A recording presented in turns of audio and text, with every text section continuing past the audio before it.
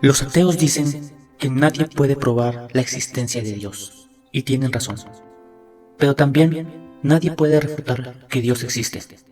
La única forma de debatir este asunto es observando la evidencia disponible, y eso es lo que vamos a hacer. Pondremos a Dios en un juicio. La mayoría de los cosmólogos están de acuerdo que el universo empezó hace 13.7 millones de años, en un evento conocido como la Gran Explosión. Pero analicemos la descripción del físico ganador del Nobel, Steven Wilber, de cómo hubiera sido la Gran Explosión, ya que él es ateo. Podemos estar seguros de que no hay inclinación religiosa en su descripción.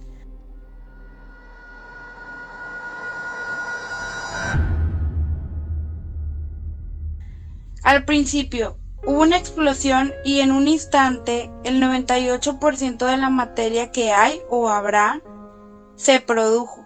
El universo apareció. Por 2500 años la mayoría de científicos estuvieron de acuerdo con Aristóteles, con la idea que el universo siempre ha existido sin inicio o final. Pero la Biblia no está de acuerdo. En 1920, el astrónomo belga Georges Lehmann, teísta que de hecho... ¿Qué es un teísta? Ok, te explico. Generalmente un teísta se entiende como una persona que afirma la existencia de por lo menos un ser creador del universo.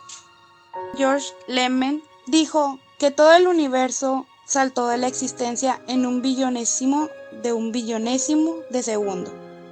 De la nada, en un imaginable destello de la luz. Así es como esperaría que el universo respondiera si Dios hubiera dado la instrucción como dicta Génesis 1, versículo 3. Que exista la luz. En otras palabras, el origen del universo apareció como se esperaría después de leer Génesis. Por 2500 años, la Biblia tiene respuestas y la ciencia muchas dudas. Todo apunta a un Dios que lo creó todo. En el mundo real no se ven cosas que se salgan de la nada. Pero los ateos les encanta hacer una excepción a esta regla, específicamente en el universo. Por si no lo sabías, Richard Dawkins, en su libro El espejismo de Dios, dice que si me dices que Dios creó el universo, entonces tengo derecho a preguntar ¿quién creó a Dios?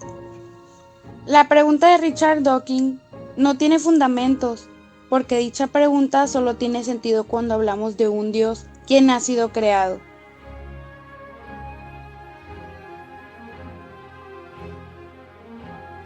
No tiene sentido en términos de un Dios no creado, que es la clase de Dios de la que hablamos.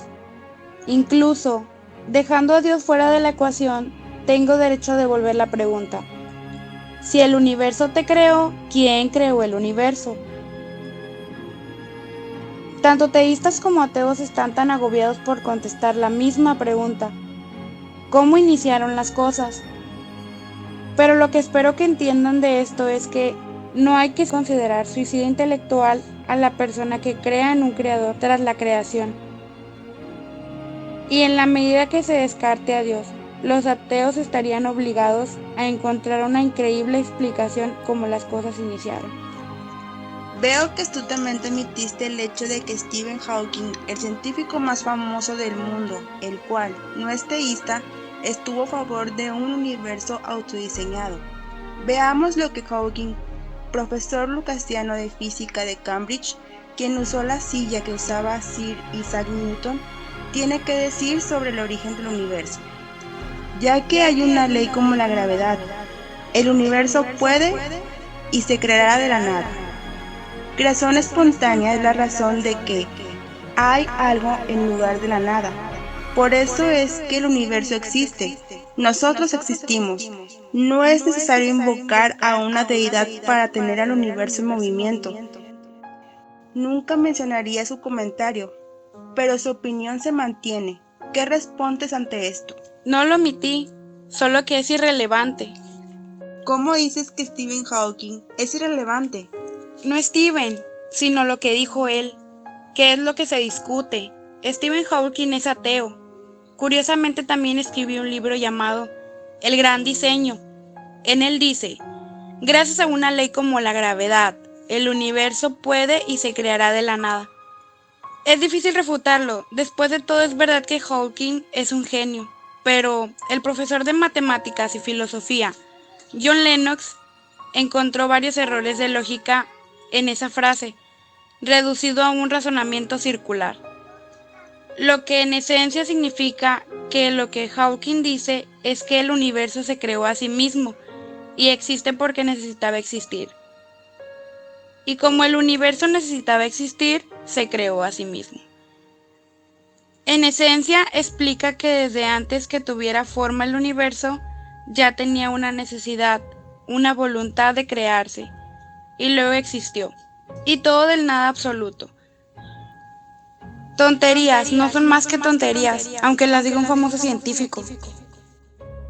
O sea, ¿cómo? ¿En la iglesia no les enseñan lo que es la arrogancia? ¿Me estás afirmando tú que Stephen Hawking está equivocado acaso? Nunca. Solo afirmo que John Lennox encontró que la razón del señor Hawking es incorrecta, o pongámoslo en otro contexto. Es más sencillo descartar lo que no se entiende o no se quiere entender, así como hizo Steve. William Shakespeare una vez dijo: la vida es un cuento contado por un idiota en la cual nada tiene sentido.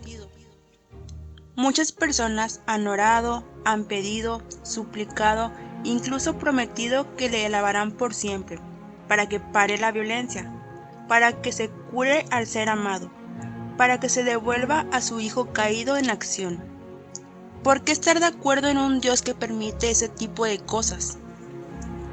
A veces, la respuesta es no. El mal es el arma más fuerte del ateísmo contra la fe. Y si Dios es tan bueno y poderoso, ¿por qué permite que el mal exista? La respuesta a esto es sencilla. Libre albedrío. Dios tolera el mal en esta dimensión para que el humano, su máxima creación, no solo aprenda a rechazar el mal, sino que entienda que somos su viva imagen y semejanza. Y como su viva imagen y semejanza, Dios permite el mal para que el humano opte y aprenda a destruir el mal por sí mismo, por decisión propia. Jesús lo dijo: si tuvieran fe como un granito de mostaza, cosas más grandes podrían hacer ustedes. Es normal que muchos, al recibir una negativa de Dios, se refugien en cosas mundanas, como el ateísmo. Pero el ateísmo no quita el dolor, solo se lleva la esperanza, y por desgracia, hoy en día, todas las personas parecen olvidar que el derecho más básico de todos es el derecho a tener fe. Entonces, según el libre albedrío, ¿solo con Dios es posible tener un juicio de lo que está bien y está mal? ¿Solo con Dios es posible tener moral? ¿No es posible una moral atea? No del todo.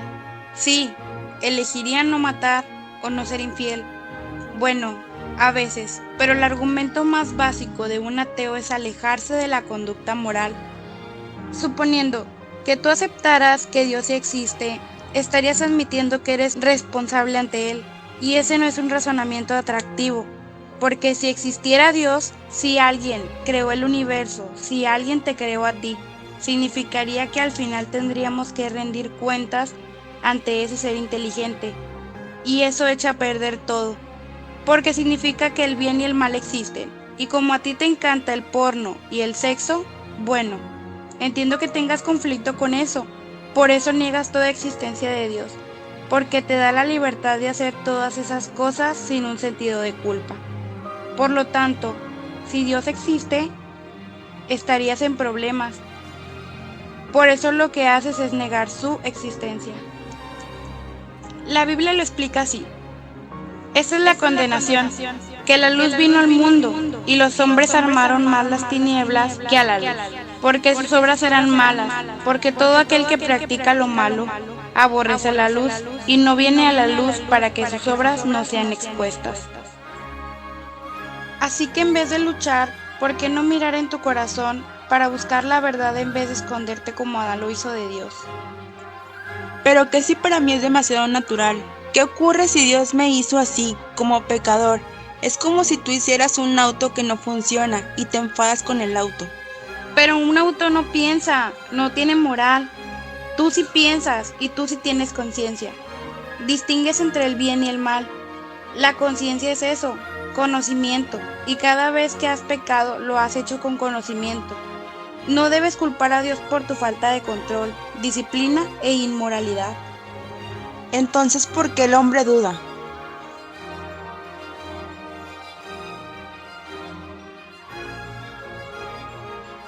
Miedo. En otros lugares les dirán que el miedo es el sentimiento con la vibración más baja que incluso paraliza al portador. Su contraparte es el amor. El amor hace movernos, hace despertar y nos hace sentir. Si no tenemos amor, entonces solo estamos haciendo ruido. Aunque seas la persona más inteligente del mundo o tengas todo el dinero, el Señor dice que sin amor no dices nada. Sin amor no ganas nada. Sin amor no eres nada, y con todo el ruido y el odio que existe en la actualidad, solo es evidencia que necesitamos amor y requerirá de sacrificio. Al fin de cuentas, el amor y perdón de Cristo fue por medio del sacrificio, y todos somos llamados, lo creamos o no, a hacer lo mismo. Porque el hombre duda, me preguntabas, es porque Dios quiere que amemos, pero no un amor egoísta, como cuando decimos, mi pareja, realmente no es tuya, no la compraste, esa persona eligió estar contigo, no se paralizó con el miedo, algo le movió para elegir estar contigo. Ese es el amor, la acción de elegir, no de sentir, porque si hablamos de sentir, los animalitos también sienten, pero no por eso eligen amar. Por eso la acción más básica del amor es dar sin esperar nada a cambio, y a eso nos invita a Dios cuando dudamos. A elegir quitarnos el miedo y elegir amar. Pero todo esto no tiene sentido si Dios no existe, si no creemos en Él. ¿Me dices que no hay prueba científica que Dios exista o no? ¿Que todo este tema se trata de fe? Así es, la fe. El derecho a creer es lo que siempre estuvo en juicio, no Dios. Y negar la existencia de Dios no significa que no exista, solo significa que tú no crees. No por nada, Sir Isaac Newton, quien se sentó en la silla de Cambridge antes de Stephen Hawking, dijo: el ateísmo no tiene sentido. ¿Qué es no tener sentido? Un sinsentido es algo que no se puede ver, no se puede tocar, no se puede probar, no se puede oler y mucho menos sentir. Y eso es el ateísmo.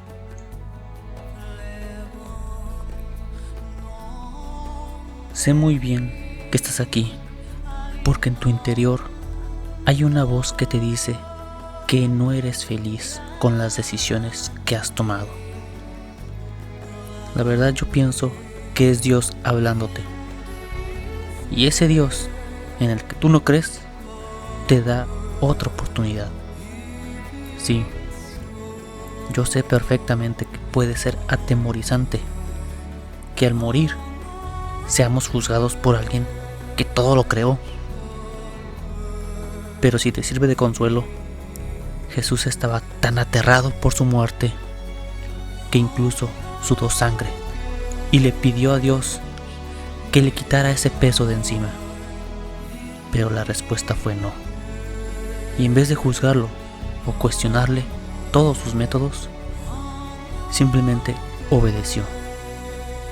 Y como dice Isaías, así como son altos los cielos de la tierra, así son mis caminos, más altos que los tuyos, y mis pensamientos más grandes que tus pensamientos, dice el Señor.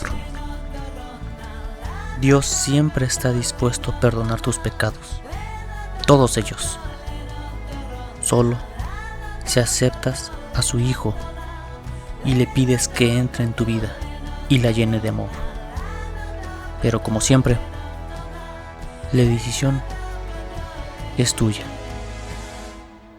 Y sé que no es fácil, pero la verdad es sencillo.